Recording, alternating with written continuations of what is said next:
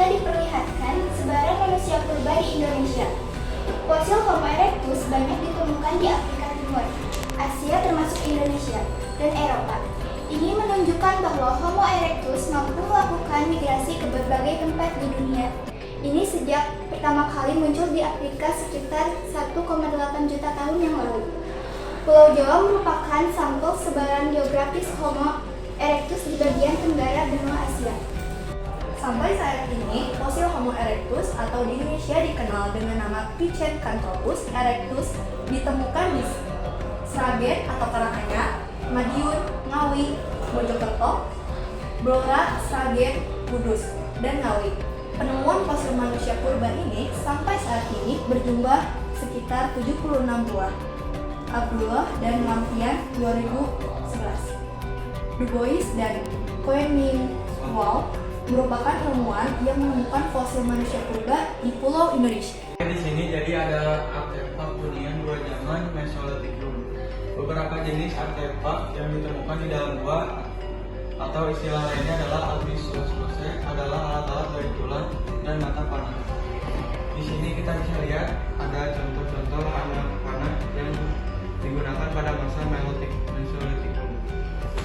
Di sini ada penjelasan alat tulang dan tanduk. Di masa berburu dan mengumpulkan makanan tingkat sederhana, tulang dan tanduk binatang memegang peranan cukup penting di samping batuan. Tulang dan tanduk digunakan sebagai alat untuk keperluan sehari-hari seperti memukul, keperluan berburu atau yang lainnya. Ini beberapa contohnya. Di sini kita diperlihatkan replika manusia purba.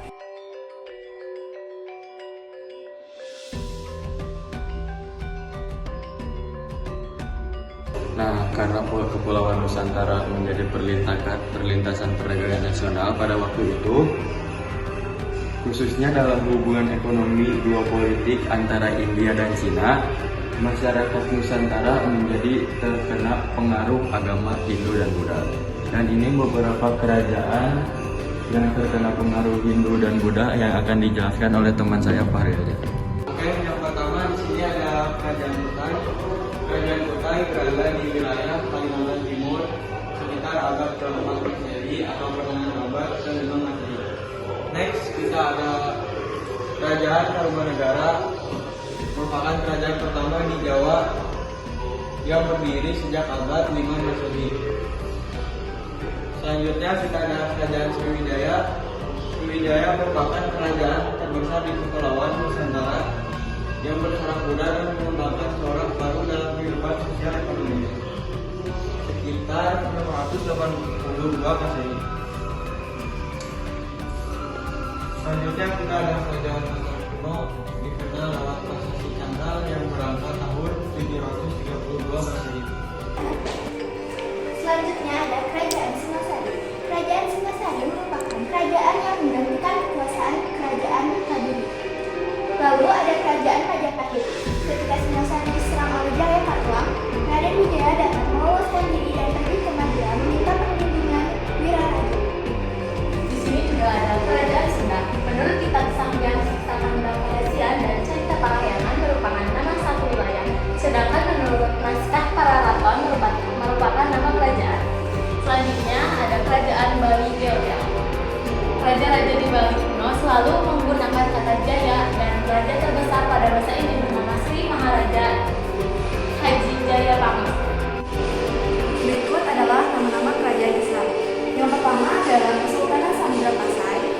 Selanjutnya ada Kesultanan Aceh Darussalam, Kesultanan di Riau, Kesultanan Jambi, Kesultanan Palembang, Kesultanan Demak, Kesultanan Panjang Mataram, Kesultanan Cirebon, Kesultanan Banten, Kesultanan di Sulawesi, ada Kesultanan Banjar Kutai, Kertanegara, Pontianak, dan selanjutnya ada Kesultanan di Nusa Tenggara Timur. Yang terakhir adalah Kesultanan Mataram.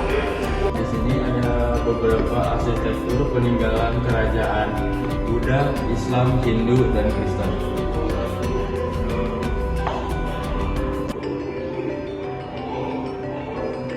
Di sini juga ada alat musik Nusantara.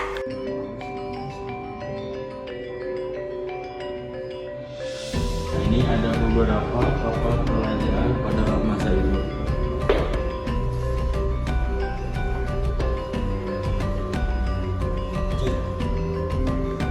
Nah, ada yang menarik nih di kapal Majapahit ini. Konon katanya menjadi kekuatan terbesar Majapahit pada zaman Gajah Mada waktu itu.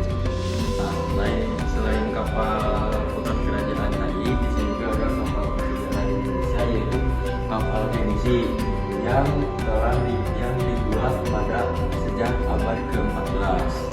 Kapal ini dibuat oleh mahkota kerajaan Luwu untuk berlayar menuju negeri Tiongkok untuk meminang putri Tiongkok yang bernama Mutsudan.